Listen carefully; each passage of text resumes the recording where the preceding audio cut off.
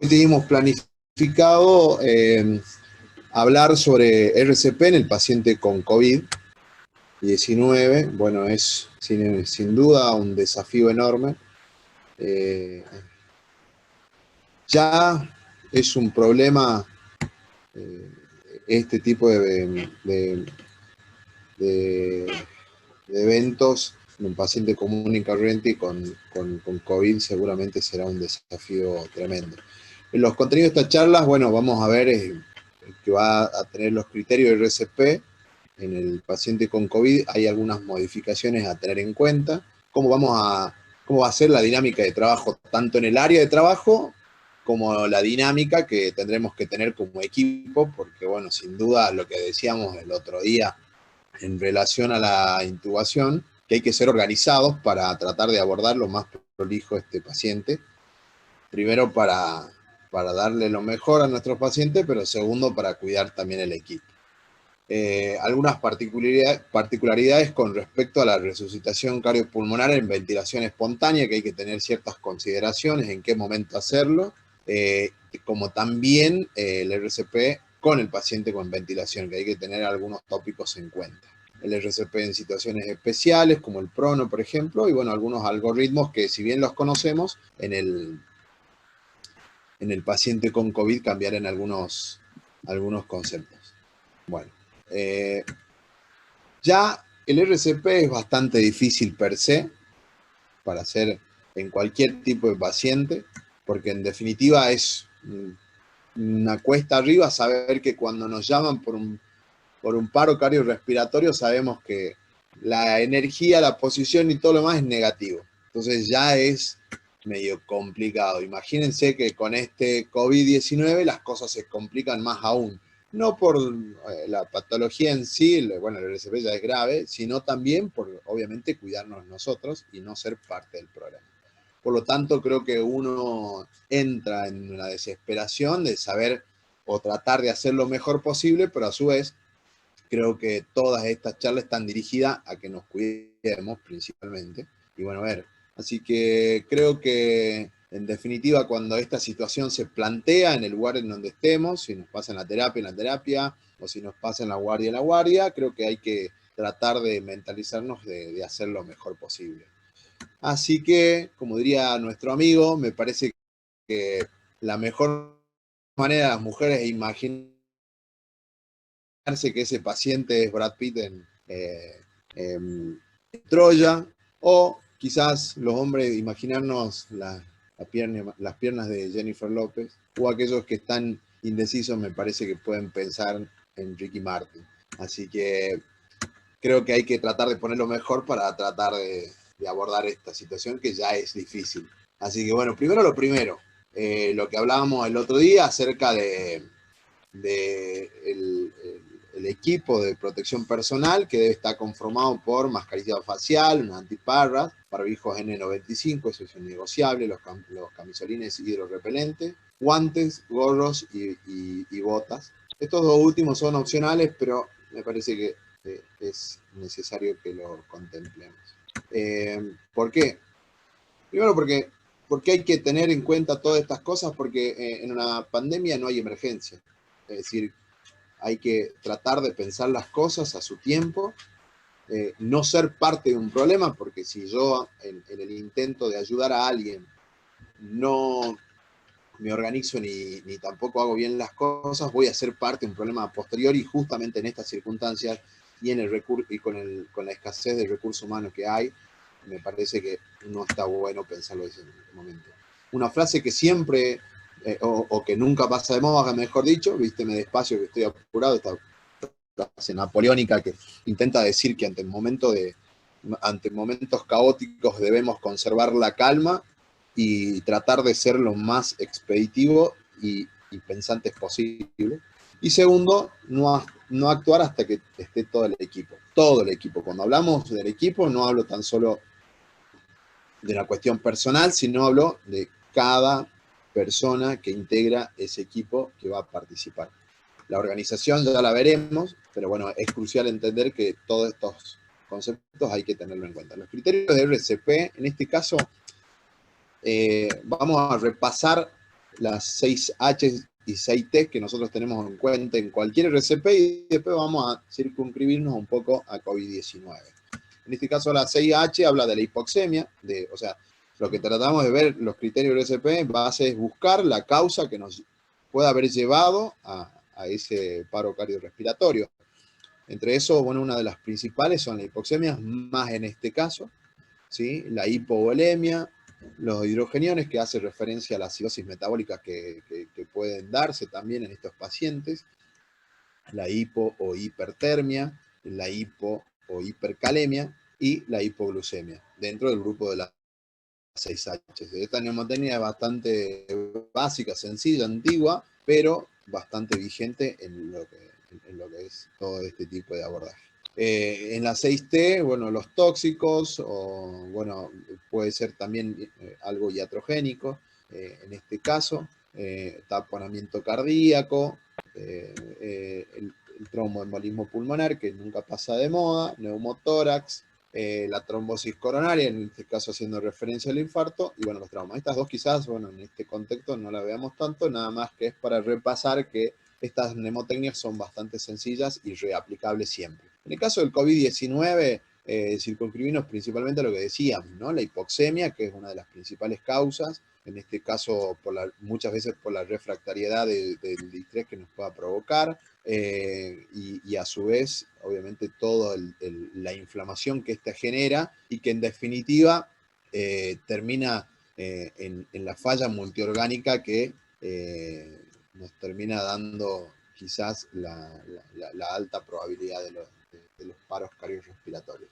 Los trastornos del medio interno, como decíamos hace un rato, la combinación de ciertas alteraciones tanto respiratorias como metabólicas hace que esta acidosis genere, o mejor dicho, empeore la situación metabólica en cuanto a la nutrición, en cuanto a la inmunidad y a coagulación y otras complicaciones, ya que obviamente la acidosis puede provocar todos estos desequilibrios. Y también, bueno, las alteraciones cardiovasculares como consecuencia de esta hipoxemia refractaria que pudieran tener este tipo de pacientes, pero también sumado a todos los antecedentes previos de este paciente. Obvio, sabemos que la mortalidad o el mayor caso que se da en este tipo de pacientes son en pacientes que tienen comorbilidades o una edad avanzada. Justamente son estos lo que hay que pensar en base a tratar de ir a atacar esa probable causa de este paro cardiorrespiratorio.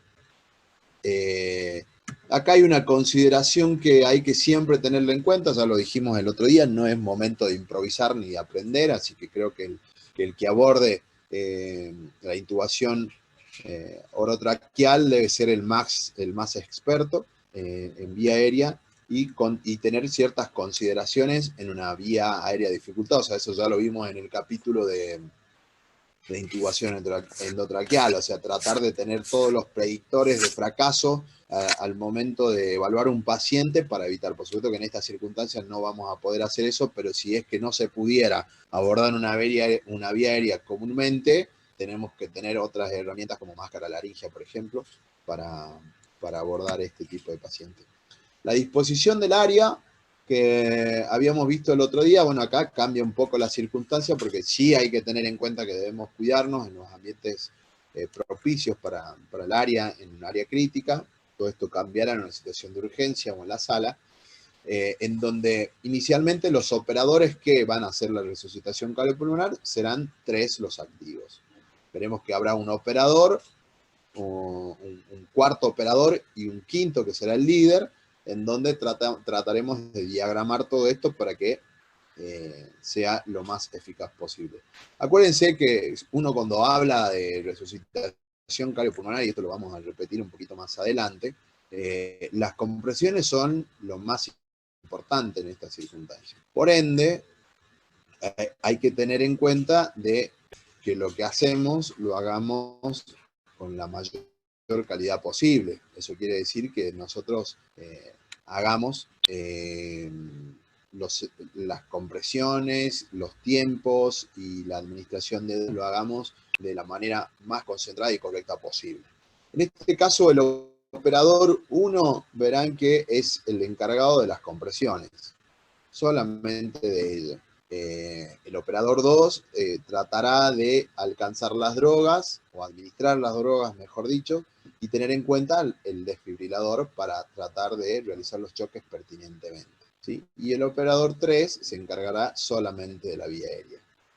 Hay consideraciones que dependerán de qué abordaje de la vía aérea tenga el paciente, porque si el paciente se le realiza una intubación endotraqueal, este operador 3 pasará a ser un rotante más. ¿Esto qué quiere decir? Que cuando nosotros tenemos ciclos de 2 minutos, como en el RCP, debemos rotar todos los operadores. Entonces, repasando un poco, el operador 1 y el operador 2 son los que van a rotar constantemente para tratar de realizar las compresiones lo más efectivamente posible.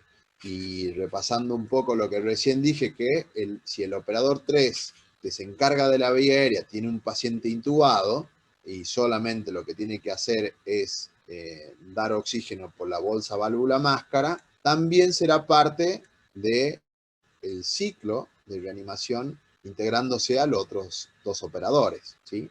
Entonces, eso a tener en cuenta. Igual ya lo vamos a repasar, pero está bueno que lo comencemos a decir.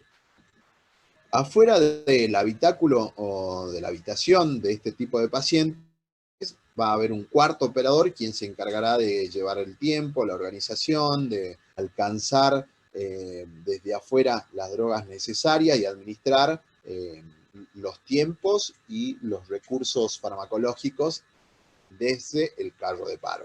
Como vemos acá, el líder es el encargado de organizar este evento. Así que podríamos decir que este sería como el Diego Armando Maradona, digamos, el DT en este caso, este DT. Bueno, traten de ser este DT y no el anterior, digamos, el Diego que quizás está un poquito más cuerdo. Así que bueno, es crucial entender esto porque bueno, es necesario que el líder en este caso comande los tiempos, repase todo lo que hay que repasar y a su vez, como todo líder, vaya pensando en el origen del paro cardiorrespiratorio para tratar de darle una solución definitiva al problema que generó el paro cardiorrespiratorio, ¿sí?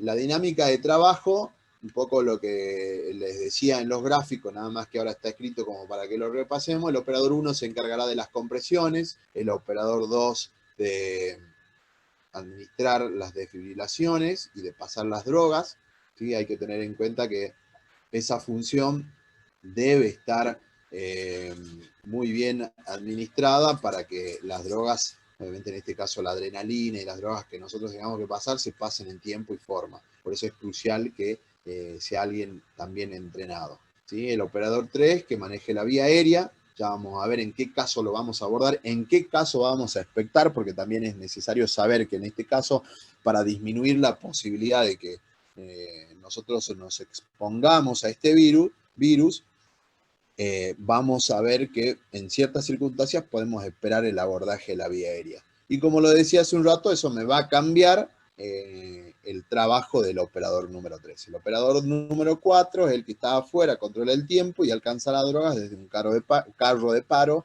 que estará alojado afuera, ¿sí? Y el operador 5 o líder es el que dirige la reanimación y es el que pensará en cuáles son las causas que llevó a esta circunstancia para tratar de revertirla lo más rápido posible. Acuérdense que el paro cardiorrespiratorio, nosotros a los 10 minutos ya tenemos muerte cerebral, a los 6 ya hay un consumo casi total de la glucosa en sangre y a los 4 minutos ya se acabó el oxígeno, ¿no? Entonces, fíjense que es importante el pensamiento rápido y el abordaje rápido. Desde el momento del ingreso hice referencia a que hay que tener consideraciones cuando el RCP se da en un paciente que tiene una ventilación espontánea. Esto quiere decir que tenemos que pensar primero en qué es lo que causó el paro cardiorrespiratorio. En este caso hay que pensar que la causa que llevó a ese paro cardiorrespiratorio puede ser una fibrilación ventricular o una taquicardia ventricular. En ese sentido, es crucial que nosotros monitoricemos para saber en qué momento desfibrilamos, si desfibrilamos o no desfibrilamos al paciente. Por supuesto,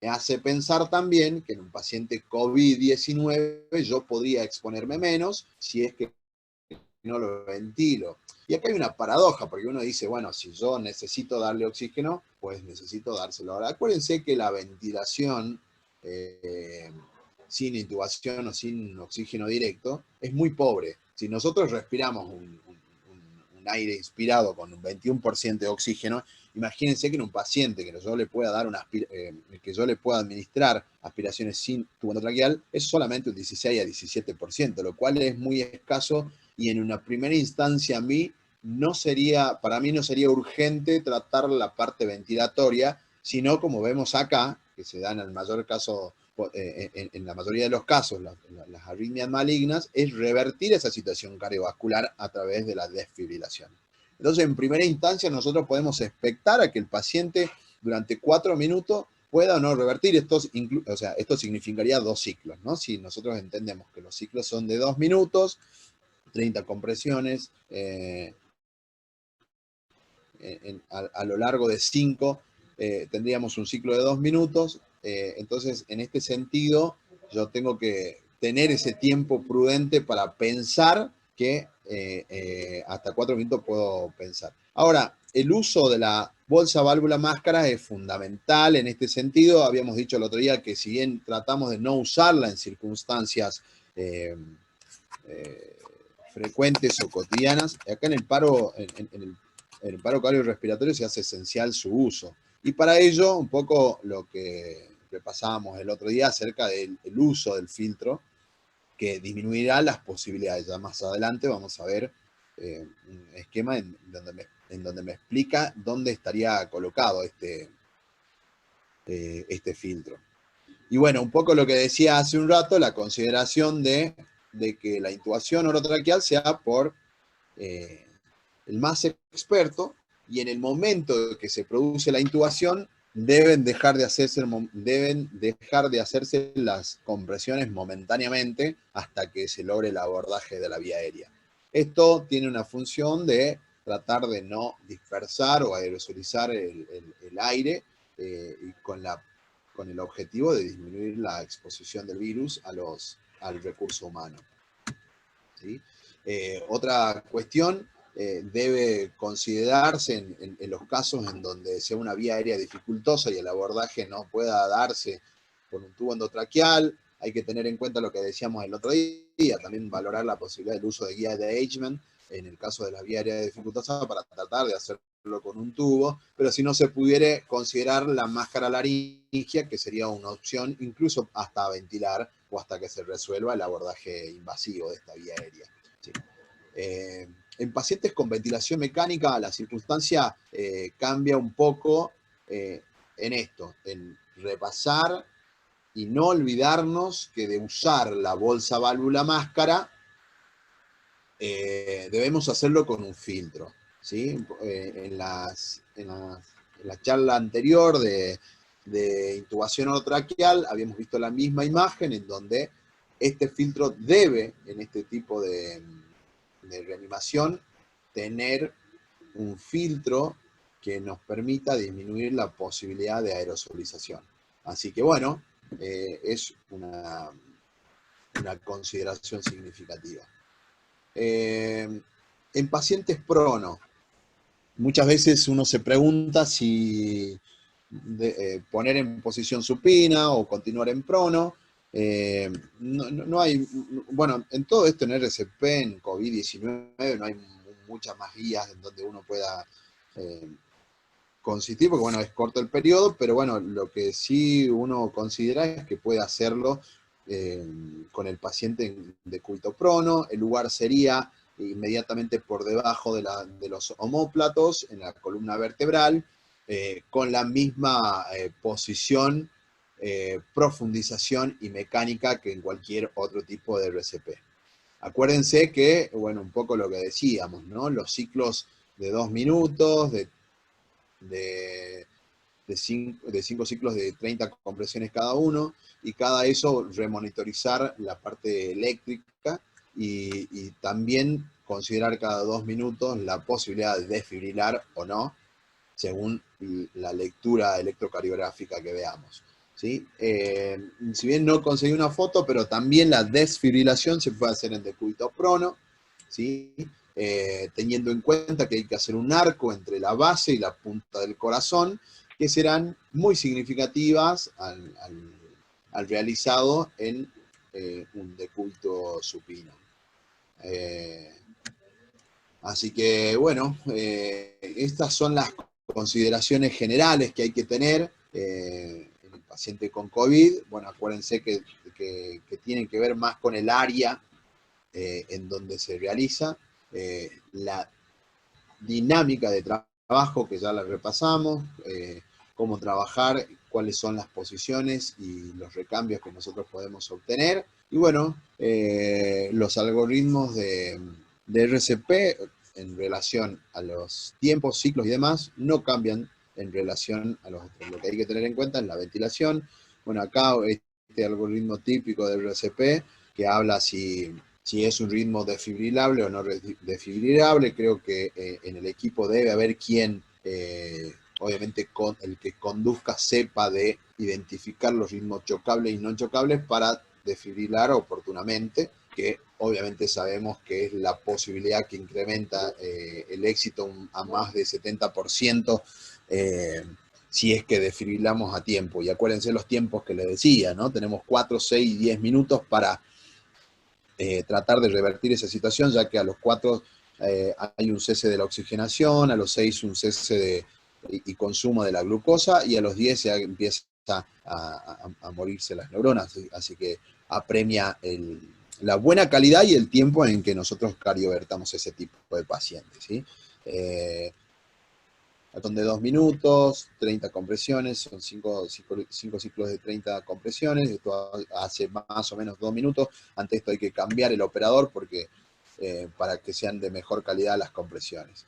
Y bueno, en este caso en el RCP avanzado, las últimas actualizaciones, bueno, hablan de esto, ¿no? De la calidad del RCP, de la energía que uno descargará en el paciente según el tipo de desfibrilador que tengamos, si es monofásico o bifásico. Acuérdense que son 200 joules si tenemos un desfibrilador bifásico y 360 en el monofásico, ¿sí? Las dosis de adrenalina se hacen cada 3 minutos, por eso es importante que aquel que administre, acuérdense del operador número 2, tenga en cuenta el tiempo de administración, que sea cada 3 a 5 minutos, 1 miligramo, para tratar de evitar todo esto, ¿sí? Las dosis de la amiodarona, si es que hiciera falta, y bueno, todos los dispositivos avanzados de vía aérea, esto que hablamos el otro día, de tener todo preparado, la mise en place, acuérdense en esto de tratar de tener todas las herramientas necesarias a la entrada de nuestra guardia, después de intubar a un paciente, que harán que nosotros tengamos menos tasa de fracaso, ¿no? Por supuesto que todo esto está organizado en cuestiones de tiempo para tratar de otorgarle a nuestros pacientes la posibilidad de reversión. Vuelvo a insistir con el desfibrilador, que debe ser lo primero que tenemos es lo primero con lo que tenemos que contar, ya que nos incrementa la posibilidad del éxito en la reversión en un 70% versus no hacerlo, y sobre todo en un área en donde nosotros sabemos que debemos prestar esta práctica, ¿sí? Por último, bueno, el retorno de la circulación y los cuidados posteriores, eso, bueno, no cambia circunstancialmente a lo que ya veníamos viendo, ¿no? El uso de inotrópico, controlar el tubo, la oxigenación, las drogas, tratar de ponerlas acorde. En el paciente con COVID-19, como dije hace un rato, dependerá de los antecedentes previos que tenemos que tener en cuenta para evitar, obviamente, iatrogenia en la administración farmacológica. Así que bueno. Y bueno, como nos decía el otro día nuestro querido amigo He-Man, y recuerden que si ustedes no se cuidan, no lo hará nadie. Así que, bueno, espero haber sido claro. Hasta la próxima, amigos. Espero haber sido claro, espero habernos haberles recordado ciertas cosas de RCP, y bueno, ser lo más práctico posible. Acuérdense de la organización. Creo que es lo único que una de las herramientas principales que tenemos para, por lo menos nosotros, no ser parte de un problema y para tratar de darle la mayor posibilidad a nuestros pacientes. Bueno, Ulises, muchísimas gracias, muy, muy claro. Está bueno esto de recordar todos los conceptos de reanimación cardiopulmonar. No hay que perder de vista que ya en el RCP básico uno tiene que pensar en tener el cardiodefibrilador antes de pensar en vía aérea, de drogas, etcétera. Forma parte del RCP básico también la disponibilidad y la utilización, si es que del Sí, cardiodefibrilador. la organización es fundamental. Creo que irnos con este mapa, ¿no? Con este mapita que yo les dejaba hace un rato, irnos con este mapa a casa, creo que está bueno para que quien ocupe el lugar de organizar tenga lo más claro posible. Creo que es muy sencillo, aplicable y que sin duda nos da la posibilidad de organizar y darle la mejor calidad de compresiones al paciente hasta que podamos revertirlo, ¿no? Mm, tal cual. Yo quería hacer unos aportes. Eh, bueno, más adelante va a haber una presentación de la doctora Vidal donde se va a hablar sobre asignación de los recursos en situaciones extremas, esto de saber cómo se va a distribuir, a quién se le va a dar todos los recursos en situación de catástrofe, ¿no? Eh, y yo creo que no hay que perder de vista también, en primer lugar, el triallar a los pacientes y el dejar clasificados qué pacientes van a ser reanimables. Eso se debe hacer desde las etapas iniciales del ingreso de cualquier paciente a la institución para saber a quiénes se van a reanimar, a quienes no se van a reanimar de entrada y dentro de los que se van a reanimar puede suceder también la situación en la que el paciente tenga muy mala evolución y el paro cardíaco sea simplemente el punto final de un desenlace que no se va a poder evitar. Así que eso es importante tener presente que el paciente que vamos a reanimar no sea un paciente que está en la fase final de la falla multiorgánica, donde ya, a pesar de todas las medidas de soporte vital, no hemos podido recuperarlo. Sí, Y sí, sí, sí, seguro. otra cuestión que hay que discutir y que me parece que hay que dejar en claro, yo todavía no lo tengo bien en claro, es el escenario de la reanimación extrahospitalaria y el escenario de la reanimación al ingreso en las diferentes instituciones, que puede llegar a ser un problema. Hace poco nos tocó en el sanatorio recibir un paciente que ingresó en paro. Cuando ingresa un paciente en paro no hay tiempo ni de hacer anamnesis, entonces hay que organizarse para que cuando tengamos circulación viral o reaparezcan casos, directamente el equipo, ante cualquier paro hablo, ¿no? Porque cuando te llega un paro cardíaco, hasta que precisás si venía con un problema respiratorio o no, si venía con algún problema cardiológico, cuál fue la causa, uno en situación de circulación, pienso yo que debe utilizar igual todo el equipo de protección personal, pero es algo que nos va a costar, porque nos vamos a tener que acostumbrar a bajar a la guardia vistiéndonos para llegar a asistir al paciente sin exponernos. Sí, sí, sin Eh, duda son grises que nos brinda esta situación y que creo que no, que todos tenemos esas dudas, pero bueno, creo que constantemente hay que acceder a la información y a la formación para tratar de hacerlo más específico. Y en relación a lo primero que decía, sí, creo que es un capítulo importante la adecuación terapéutica en este tipo de pacientes, ya que, bueno, no tan solo por el paciente, sino por el recurso humano, ¿no? claro, sí, sí, tal cual. Y por el tema del extrahospitalario, viste que AJA recomendó a los legos no reanimar en la calle. Antes, donde había un DEA, se hacía RCP y ahora ellos tienen prohibido hacer reanimación en la calle. Estoy hablando de la gente común cuando asiste a un paciente en paro cardíaco. Y acá en Jujuy, el SAME estimo que va a tener que tomar medidas para ver cómo se reanima y a quién reanima, ¿no? Porque es una situación de exposición. Siempre estoy hablando del escenario en el que tengamos circulación viral, que no es, por lo menos no está demostrado que la tengamos acá en Jujuy. Y un último aporte que quería hacer es el tema del uso de la hidroxicloroquina, que puede llegar a generar arritmias fatales de estas de las que hablaba Ulises, Sí, no, de sin taquicardia. duda Entonces, creo que hay que... perdón, ¿no se escucha, Ulises? Sí, sí, hay que tener en cuenta Hola. la... Bueno, ¿Hola? ¿Se ahora me se te escucha? escucha, sí. Hola. Sí, sí, sin duda. Bueno, esas consideraciones, pero... ¿Hola? ¿Se me escucha? Hola, hola, Se hola. pierde, se pierde. A ver, Bueno, no, no. Hola, hola, hola. sí se te escucha cuando decís hola, pero lo que querés decir después no lo escuché yo, por lo menos yo. Sí, sin duda, en la parte de las CITs, los tóxicos o tratamientos, dijimos que, bueno, por ahí pueden ser, son los que ejecuten, ¿no? Bueno, es muy bueno tu aporte en el marco de tener en cuenta que las terapéuticas que apliquemos pueden estar directamente relacionadas con esto, ¿no? Así que, bueno, gracias, Miguel, por ese aporte. Y sí, tal cual está descrito la prolongación del QT y todas las Sí, sí, arritmias sí. malignas que se revierten, se pueden revertir con cardiodefibrilación. Bueno, Ulises, muchísimas gracias. Este, yo creo, no sé si alguien tiene alguna consulta para hacer, chicos, o algún aporte.